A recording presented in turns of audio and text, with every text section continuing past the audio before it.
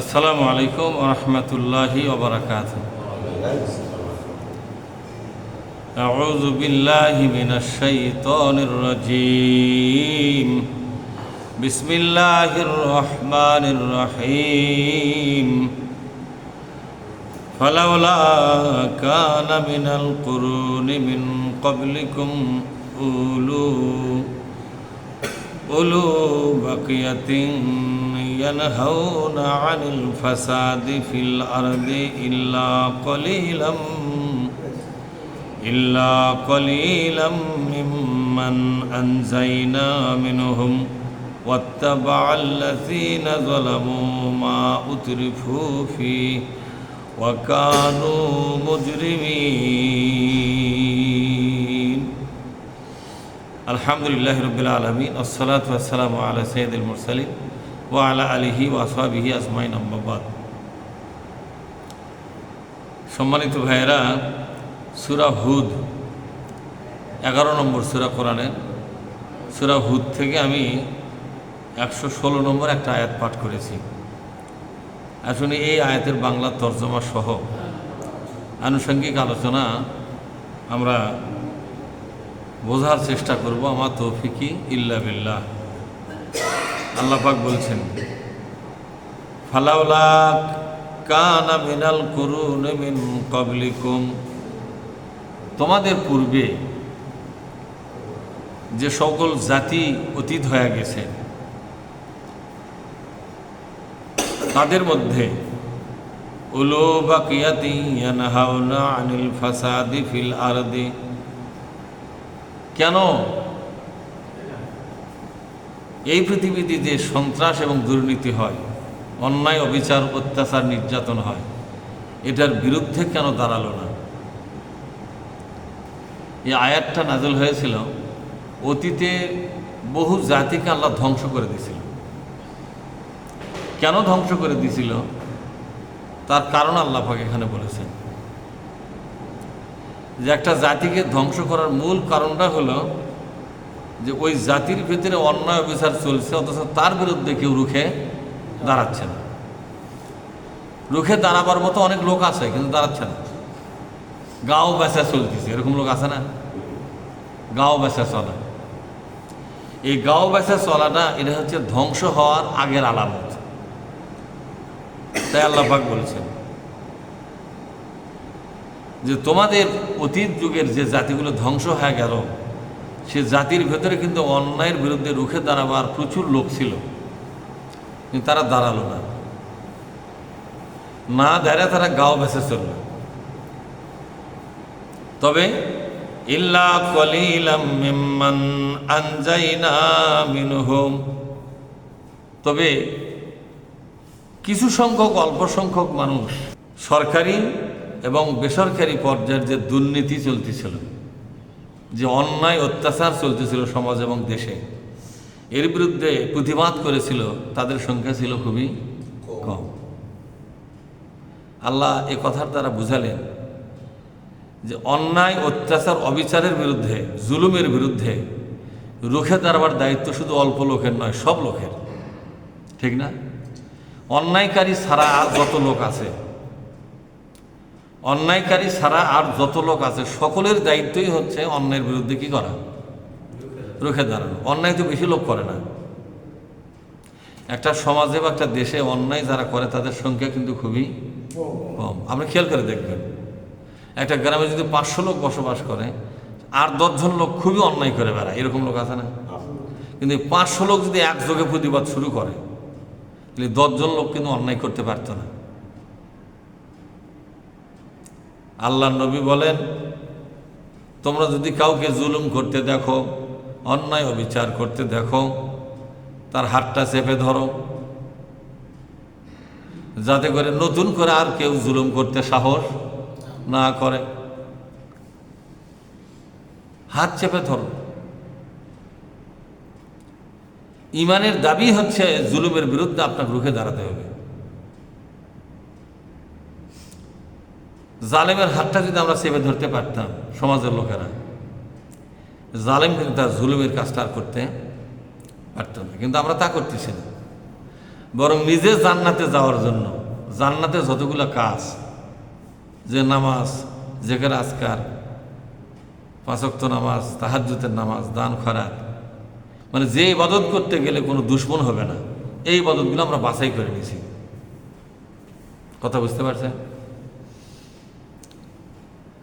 অন্যায়কারী হাত পাও যদি চাপে ধরবার চান, তাহলে অন্যায়কারীকে আপনাকে ছাড়বে, তাহলে একটা সংঘাত কিন্তু ওখানে হবে। হবে কিনা? ধরে একটা সংঘাত কিন্তু হবে। আল্লাহ নবী বলেন, কোন ইমানদার যদি অন্যায়ের বিরুদ্ধে রুখে না দাঁড়ায়, অথচ তার সামনে অন্যায় হচ্ছে, অন্যায়ের বিরুদ্ধে কথা যদি না বলে, আল্লাহ পাক ওই ইমানদারের ইমানটাকে নষ্ট করে দিবে, বাতিল করে দিবে। ওই ইমানদারের কোনো আমল আল্লাহর দরবারে আর কবুল হবে না। নাউজুবিল্লাহ। তাহলে নিজে বাঁচার জন্য আপনি যত ইবাদত করলেন, সে ইবাদত তো মূল্যহীন হয়ে গেল। কি হয়ে গেল যারা বলেন?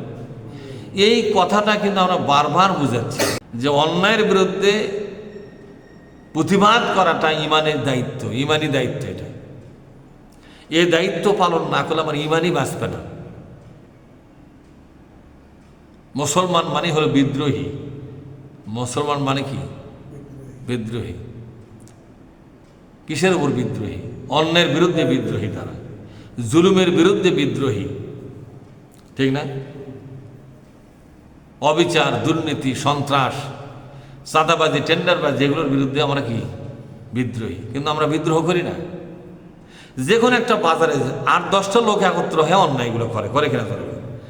ওই বাজারে আরো 500 লোক থাকে না? এই 500 লোক যদি ঐক্যবদ্ধ হয়, একজোট হয়, অন্যায়কারীদের সামনে খালি খাড়া হয়, তাহলেই কিন্তু অন্যায়কারীরা অন্যায় করা কি করতে পারে? বন্ধ হয়ে যাবে। যাবে না? এই কাজটা আমরা করি না। বরং যদি কেউ করতে চায়, সমাজের 10টা লোক বলে হিতাই ওরে যা করে করুক, ওদিকে দেখা লাগবে না, ওদের সাথে লাগে মরবো, বলে কিনা? ধরে আসলে ওদের সাথে লাগাই আমার না লাগাই কিন্তু মরা, লাগলেই বরং আমি বাঁচতাম, আমার ইমানটা বাঁচত। কথা ঠিক না? ঠিক, আমার ইমানটা বাঁচত, কিন্তু আমার ইমানও বাঁচলো না, আমিও বাঁচলাম না। আল্লাহ পাক বলছেন সূরা আনফালের মধ্যে, ওয়াত্তাকু ফিতনাতান লা তুসিবান্নাল্লাযীনা যালামু মিনকুম খাসসা ওয়া'লামু আন্নাল্লাহা শাদীদুল ইকাব। আল্লাহ পাক বললেন, তোমরা সেই বিপর্যয়, সে অন্যায়, অবিচার, জুলুম, নির্যাতন, এটাকে ভয় পাও, যে জুলুম আর অন্যায় যদি সমাজে একবারে খাড়া হতে পারে, তাহলে শুধু অন্যায়কারীরাই মরবে না, এই ফিতনা একবার ছড়িয়ে গেলে ভালো মানুষগুলো পিছে মরবে, এতে কোনো সন্দেহ। আজকে যারা গাঁও পাশে চলতেছে, তারাও কিন্তু এক সময় কি করবে? পিছে মরবে। আল্লাহ পাক বললেন, পূর্ব জামানার কত জাতিকে আমি ধ্বংস করে দিয়েছিলাম, ওই জাতির লোকেরা অন্যায় দেখার পরও অন্যায়ের বিরুদ্ধে তারা রুখে দাঁড়ায় নাই। আমি এই কারণে গোটা জাতির সাথে এদেরকেও ধ্বংস করে আমি দিয়েছি। অল্প কিছু লোক অন্যায়ের বিরুদ্ধে তারা রুখে দাঁড়ালো, কিন্তু অল্প কিছু লোকের ধাক্কায় অন্যায়টা গেল না। অল্প কিছু লোকের ধাক্কা তো অন্যায় যাবে না। এই বাজারে যদি 100 লোক অন্যায় করে, সে 10-20 জন লোক প্রতিবাদ করলে যাবে না? 100 লোকের বিরুদ্ধে না 2000 লোক নামা লাগবে, ঠিক না? 2-10টা লোক যদি অন্যায়ের বিরুদ্ধে রুখে দাঁড়ায়, অন্যায়কারীরা তো অন্যায় করবে, মাঝখানে এরাও মার খাবে। আল্লাহ তাআলা বলছেন, যারা নাকি অন্যায়ের বিরুদ্ধে রুখে দাঁড়ালো, আমি তাদেরকে নাজাত দিয়ে দিলাম। সুবহানাল্লাহ। واتبع الذين ظلموا ما أترفوا فيه وكانوا مجرمين। আল্লাহু আকবার। আল্লাহ পাক বললেন, এই সমস্ত লোকেরা যারা জুলুম করতেছিল, তারা তো অনুসরণ করলো সেগুলোই, মা উতরিফু ফিহি ওয়া কানু মুজরিমিন, এর অন্যায়কারী ছিল। এবং তারা সীমালঙ্ঘন করে সুখ স্বাচ্ছন্দ্যের পিছনে ছুটে গেল। কোথায় গেলে একটু সুখ পাওয়া যাবে, শান্তি পাওয়া যাবে, তা অন্যায় করেই হোক আর ন্যায় করেই হোক, এর পিছনে ছুটে গেল। এইভাবে গোটা জাতি যখন অন্যায়কারী হয়ে গেল, আমি তাদেরকে ধ্বংস করেছিলাম, কাউকে আর বাঁচতে দেই নাই। তবে আমি যারা প্রতিবাদ করে করে অন্যায়কারীদের বিরুদ্ধে রুখে দাঁড়ালো, আমি তাদেরকে নাজাত দিয়েছিলাম। সুবহানাল্লাহ বলে। আমার কাছে নাজাত পাওয়ার জন্য একটি মাত্র শর্ত, তুমি যত ইবাদতকারী হও, অন্যায়কারীর বিরুদ্ধে যদি প্রতিবাদ না করো তাহলে তোমার নাজাত হবে না। নাজাত যদি পেতে চাও, অন্যায়কারীর বিরুদ্ধে রুখে দাঁড়াও। ফয়সালা কার? আল্লাহ। ওয়ামা কানা রাব্বুকা লিয়ুহলিকাল কুরা বিযুলমিন ওয়া আহলুহা মুসলিহুন। আল্লাহ পাক বলছেন, যেই দেশের ভিতরে পুণ্যবান লোক থাকবে, সংশোধনকারী লোক থাকবে। আমাদের দেশের সব লোক কি খারাপ চায় না কিছু লোক ভালোও চায়? বুঝেন না আমার কথা? আমাদের দেশে কিন্তু সব লোক খারাপ চায় না, কিছু লোক কি চায়? ভালো চায়। আল্লাহ পাক বলছেন, যতক্ষণ পর্যন্ত একটা দেশের বিশাল একদল মানুষ ভালো চাবে, বিশাল একদল মানুষ সমাজটাকে সুন্দর করতে চাইবে, সমাজটাকে অন্যায় মুক্ত করতে চাইবে, এই সমাজটাকে কোরআনের আলোকে আলোকিত করতে চাইবে, ইসলামের আলোকে আলোকিত করতে চাইবে, এই দল যতদিন কায়েম থাকবে ততদিন আমি এই দেশটাকে ধ্বংস করব না। সুবহানাল্লাহ। তাহলে একটা দেশ আল্লাহর গজব থেকে বাঁচতেছে কি কারণে বলেন তো? আল্লাহ কোরআনে বলেছে, যে পরিমাণ অন্যায় চলতেছে তাতে একটা দেশ ধ্বংস হওয়া দরকার, কিন্তু আমি ধ্বংস করি না কেন? কারণ ওই দেশের ভিতরে এমন একটা দল আছে যারা এই দেশটাকে ইসলামীকরণ করতে চায়, এই দেশটাকে সন্ত্রাস মুক্ত করতে চায়, দুর্নীতি মুক্ত করতে চায়, চাঁদাবাজ মুক্ত করতে চায়, অবিচার মুক্ত করতে চায়।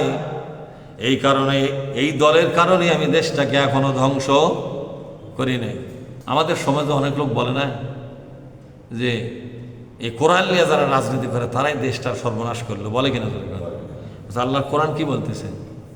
যারা কোরআনের রঙে রঙিন বানাতে চায় এই দেশটাকে, কোরআনের আলোকে আলোকিত করতে চায়, এই দেশটাকে সুন্দর একটা আদর্শ দেশ বানাতে চায়, যারা এই দলের কারণে আমি দেশটাকে এখনো ধ্বংস করি নাই।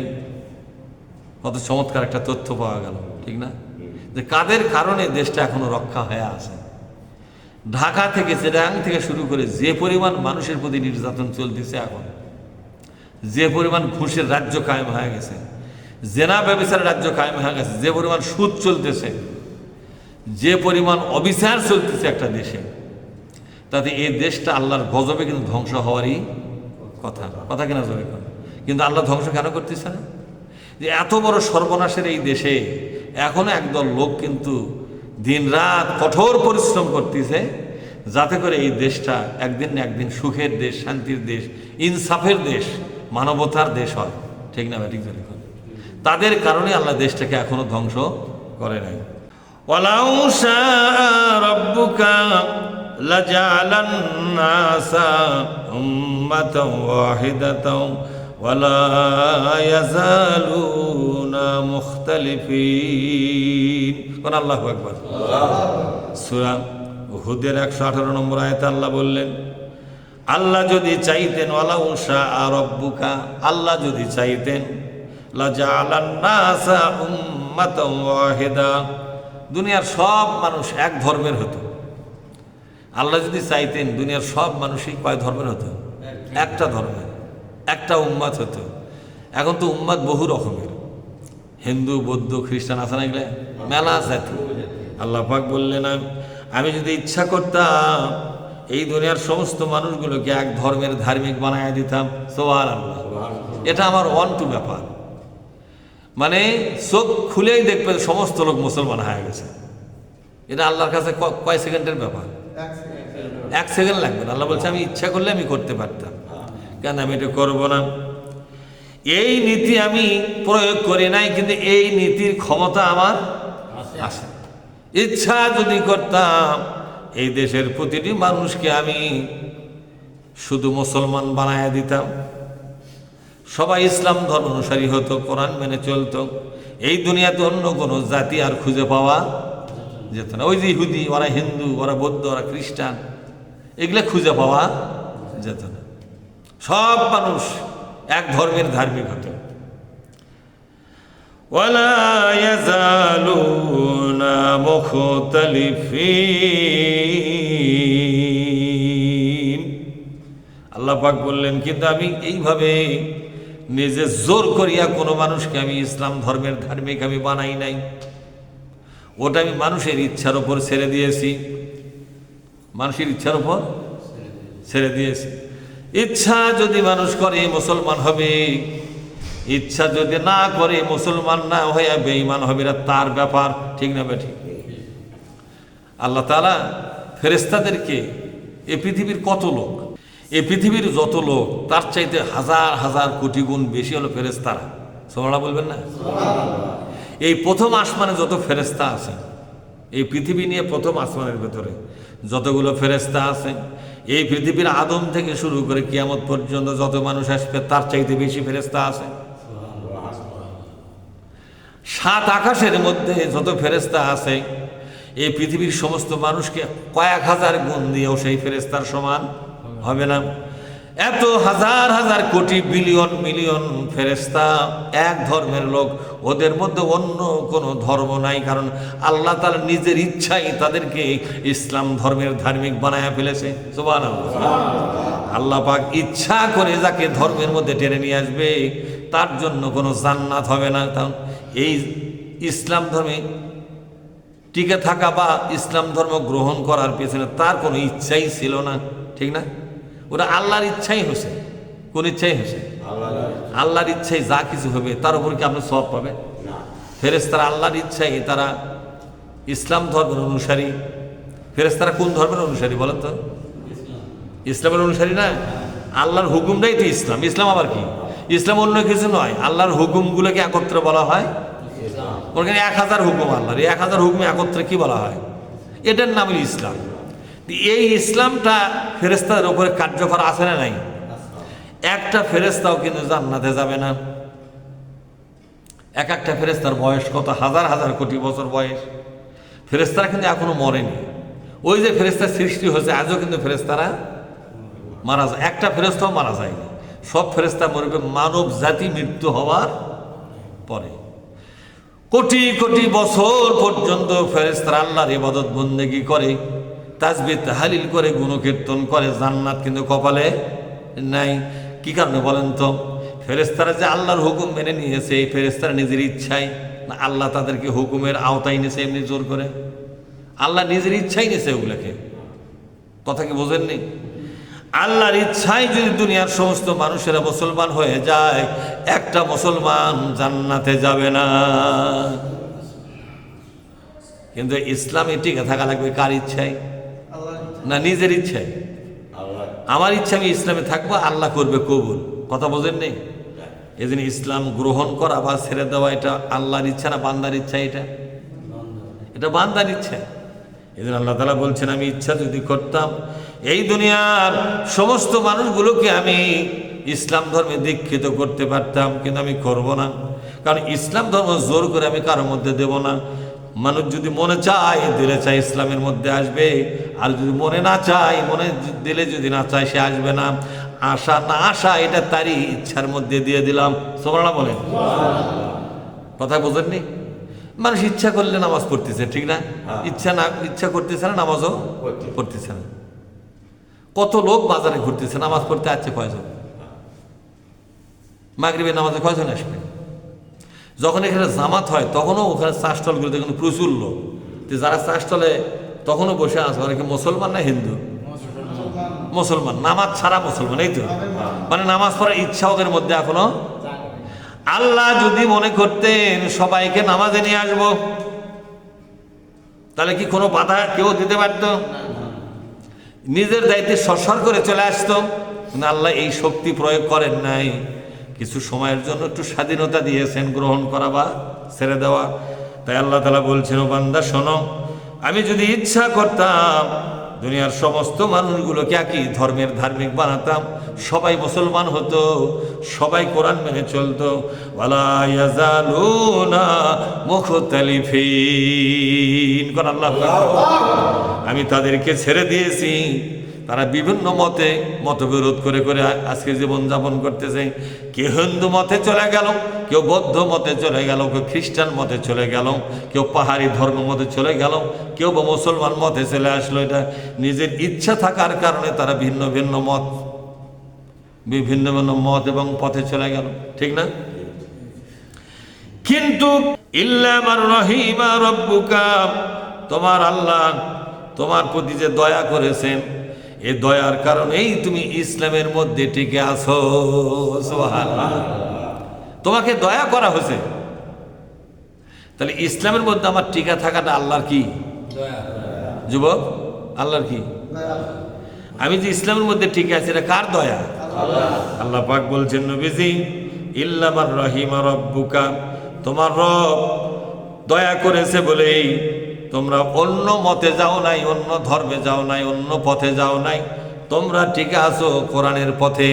তোমরা যে কোরআনের পথে টিকে আছো, এটা আল্লাহ পাকের স্পেশাল একটা দয়ার কারণে। সুবহানাল্লাহ। তাহলে আজকে আমরা আল্লাহর দয়া পাইছি বলেই কিন্তু কোরআনের পথে টিকে আছি।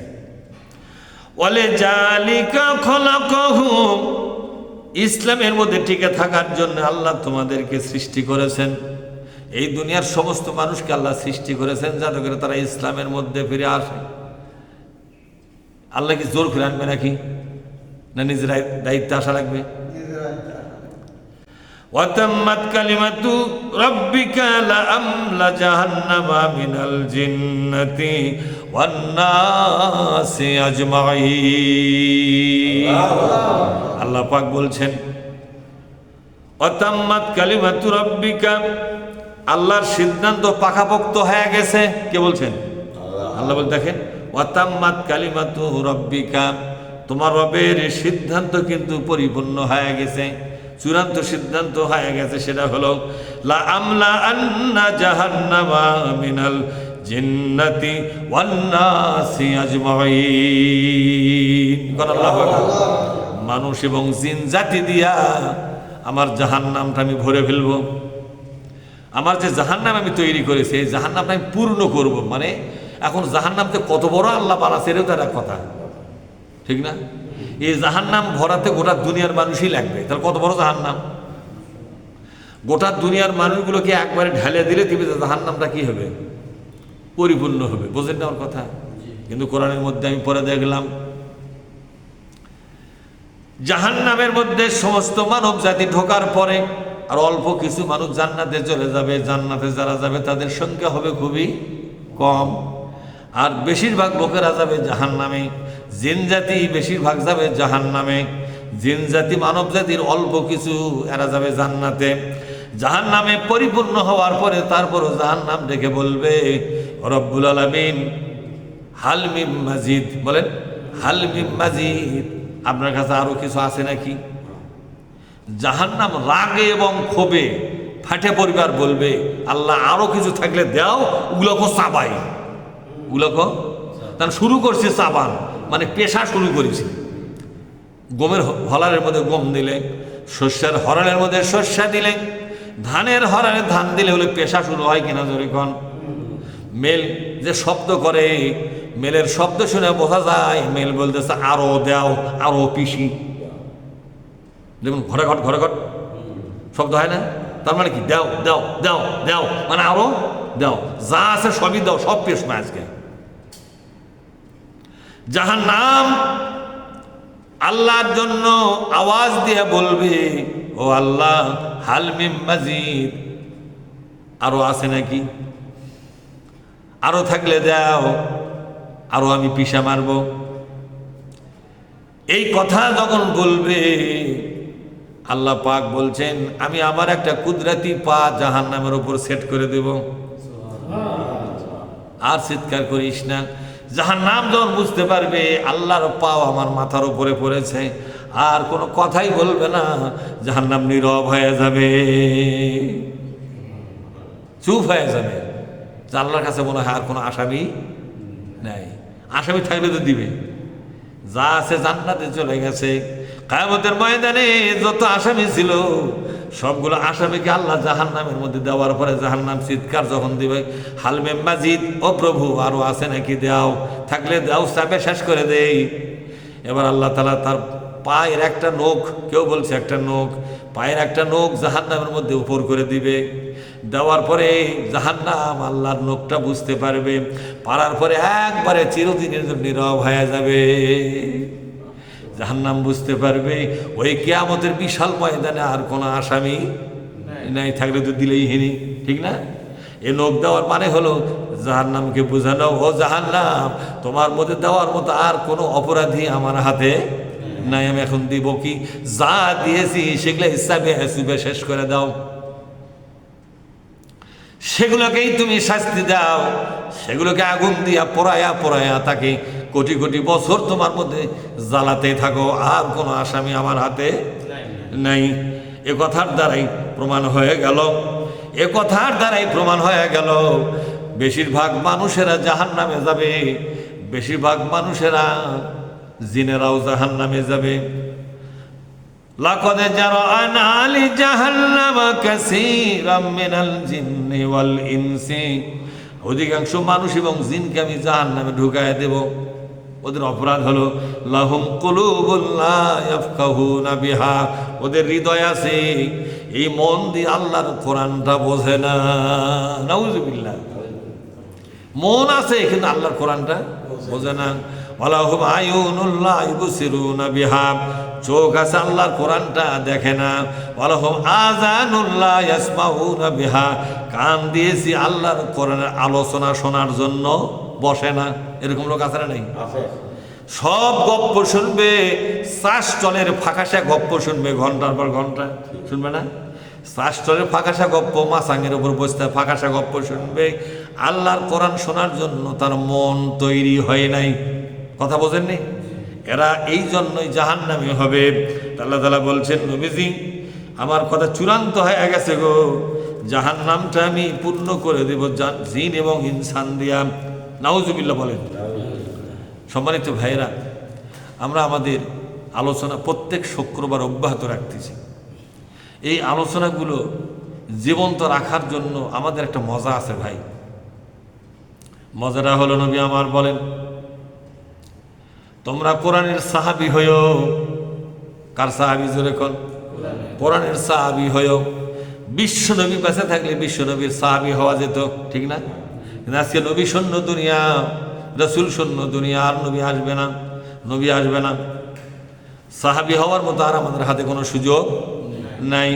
নবী আমার বলেন, ইকরাউল কুরআনা, তোমরা কোরআন শরীফ পড়ো, কোরআন শরীফ বোঝো, কোরআনের সাথে তোমরা থাকো। ফাইন্নাহু ইয়াতি ইয়াউমাল কিয়ামাতি শাফিআল লিআসহাবিহি, কিয়ামতের ময়দানে কোরআনের সাথী যারা হবে, সাহাবী যারা হতে পারবে, এই কোরআনটাকে শাফায়াত করে আল্লাহর জান্নাত পর্যন্ত নিয়ে যাবে। তাহলে কোরআনের সাহাবী হওয়া সহজ না কঠিন? কঠিন নয়, সহজ। এই কোরআনের সাহাবী হওয়াটা এখন বর্তমানে কি খুবই সহজ। কোরআন যেখানে আলোচনা হয়, আলোচনায় আমি বসবো, দুটা লোক আমি ধরে নিয়ে আসবো, তারাও যেন এই কোরআনের ক্লাসে বসে। 7 দিনে চেষ্টা করতে হবে ভাই। আল্লাহ তাআলা আমাদেরকে মাফ করে দিন, কোন আমিন। আরো জোরে কোন আমিন।